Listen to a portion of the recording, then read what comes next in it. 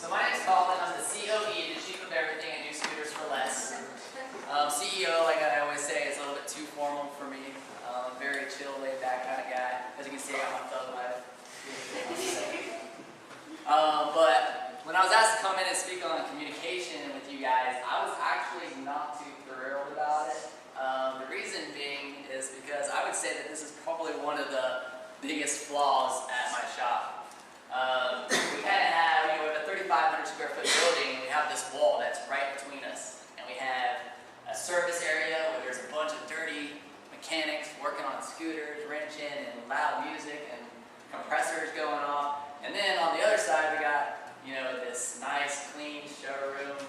We have young ladies up front, all nice, dressed and pressed, talking to customers, and it's all about getting the information from the customer all the way to the back of the shop to where we're getting scooter service and stuff like that.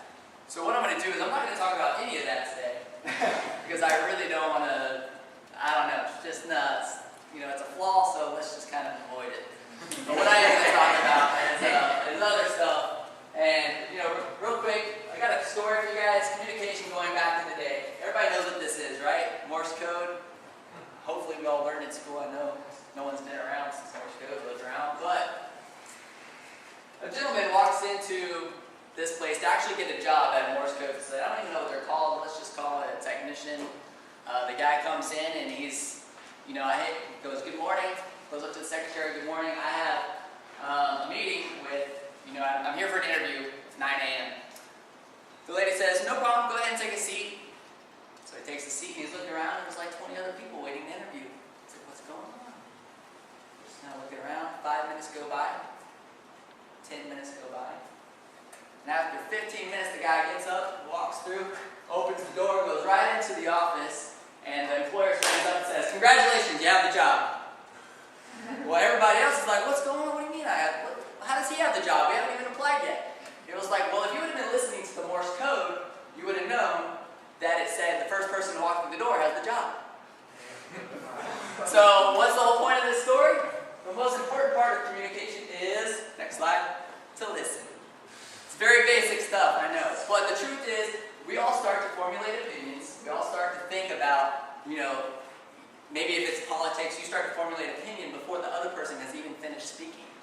So you're not really listening. You're already going on and engaging, going to the next thing. You're already preparing what you're about to say and how you're going to rebuttal. Next slide. So the other stuff you already know is that most communication is nonverbal. You sleeping right now shows me that you don't give a crap about what I'm saying. This guy over here texting obviously shows me that he doesn't give a crap about what I'm saying. And the fact that I just called him out, get angry and flip me the bird, right? So the point is, it's important to know that most communication is nonverbal and verbal. And the yada yada yada, we have all these fancy terms, eye contact, everything, say body language. In fact, I always wave my arms when I'm talking. That kind of stuff. That's all communication. And then of course you guys know this stuff, how we communicate, phone, text, email, instant messaging, all that stuff. You already know that, so we're not going to talk about any of that today. But one thing I would like to talk about is, getting ready for the real world. Here we are, we're in college, about to graduate, going to go out and find a job. I can't tell you how many people make mistakes when they go to approach an employer. I just put out a job listing looking for people for back to school season. People will send me an email that's blank, and all I do is attach the resume. Do you guys know what the first thing I do with that email? Delete it. I delete it. You're not going to take the time to at least say, "Hey, how you doing? I saw your ad and I'm very interested in the job." You don't have at least the time to do that. I'm not even going to respond. I'm just going to hit delete. It is important to know, well, it doesn't matter. It is important to know the generation differences too. I can tell you that, people who, maybe a 60-year-old suit and tie kind of guy who's a CEO, he might want to look at resumes. He might want to see that kind of stuff. Look at all your skills and that kind of thing. I can tell you, for somebody like me, come to apply a job at New Scooters for Less, I don't ever want to see your resume. I hate them. They're boring. I don't like reading them. So it's kind of important to know how you can make yourself stand out to that particular employer. Research that employer.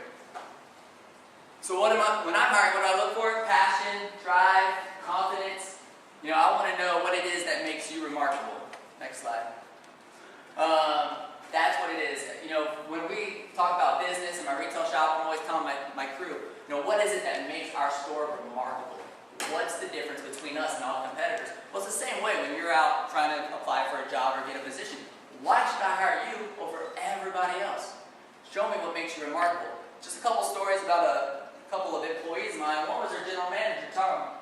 He's their general manager now. He wasn't when he first started, but on January 4th, 2010, I show up to work, and he's outside of the shop. This is the first day we're starting back for that year. And he was outside of the shop, and I'm like, hey man, what are you doing? He's like, I'm starting my first day of work today. I'm like, you're doing what? He's like, yeah, I'm going to come and start working for you today. I was kind of taken back, obviously. I'm like, all right, come on in, let's go. So he's been with us ever since. I like that go-getter attitude. That's what appealed to me. Another person, Shayna, our chief of swag, our chief of swag and stuff. She's a marketing manager. That's what we hired her, late last year to be our marketing manager. Does she have an application? Yes. Did she have a resume? Yes. I didn't read it. But the thing that she did have was, this document, this thing that I don't even know what she called it, but it basically sold herself. It said, hey, did you hear that the marketing manager of your dreams is available and waiting for, what's it say? Waiting for your call?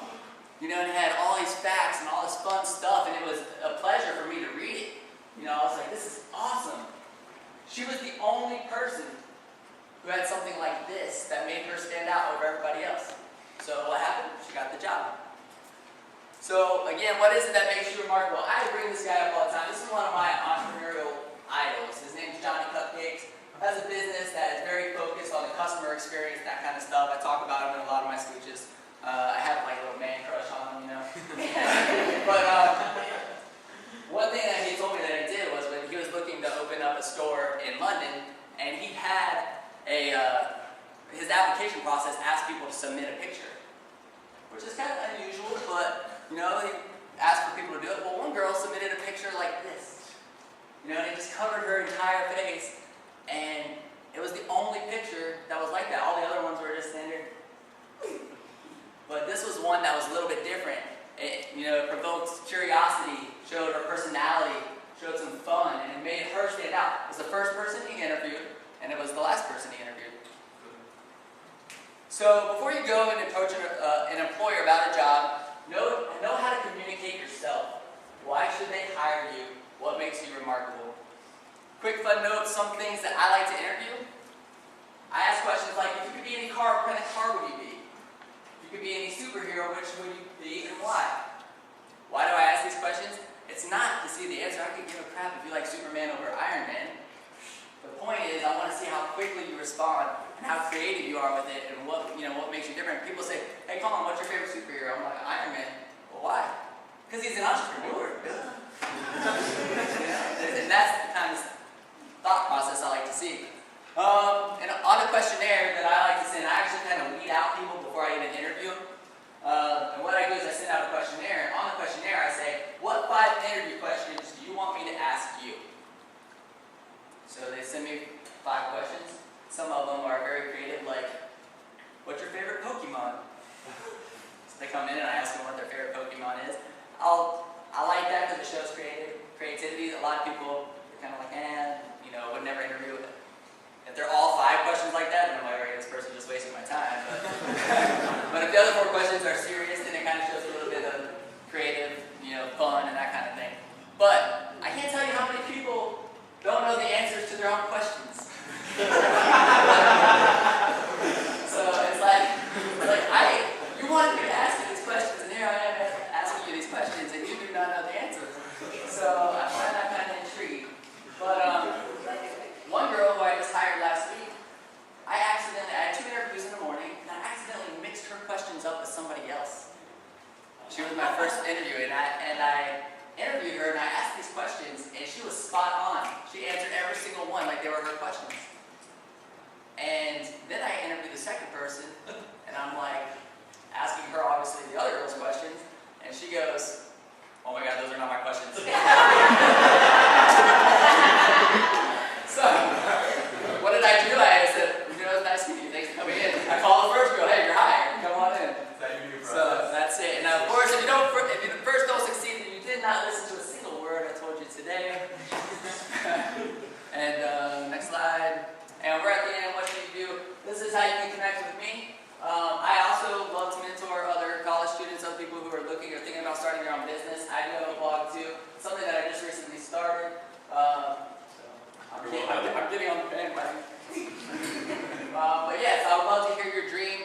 One question I like to ask people is, what's your fear? I would love for you to email me and tell me what your fear is. It's a kind of little project I'm doing. But yeah, that's it. Next slide.